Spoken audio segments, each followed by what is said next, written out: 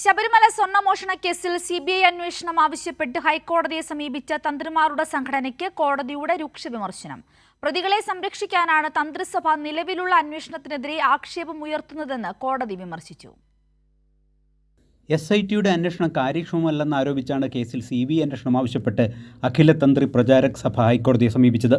ഉന്നതരെ സംരക്ഷിക്കാനാണ് SIT ശ്രമിക്കുന്നതെന്നും തന്ത്രി സംഘടന ഹർജിയിൽ ആരോപിച്ചിരുന്നു.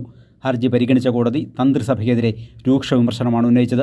കേസിലെ പ്രതികളെ സംരക്ഷിക്കാനാണ് തന്ത്രിസഭ ഇത്തരം ആക്ഷേപം ഉയർത്തുന്നതെന്ന് കോടതി പറഞ്ഞു.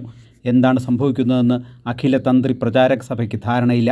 ശബരിമല സ്വർണ്ണമോഷണ കേസിൽ ഹൈക്കോടതി ഇതുവരെ 10 ഇടക്കാല ഉത്തരവുകളിറക്കി. ഇതിനുശേഷവും CBI അന്വേഷണം ആവശ്യം ഉന്നയിക്കുന്നതിൽ ഒരു കാരണവുമില്ലെന്ന് കോടതി ചൂണ്ടിക്കാട്ടി. പ്രതികൾ നിരപരാധികളാണെന്നാണോ വാദമെന്നും കോടതി ചോദിച്ചു. CBI അന്വേഷണം ആവശ്യപ്പെട്ടുള്ള ഹർജി ഹൈക്കോടതി ഫെബ്രുവരി 4 മാറ്റി.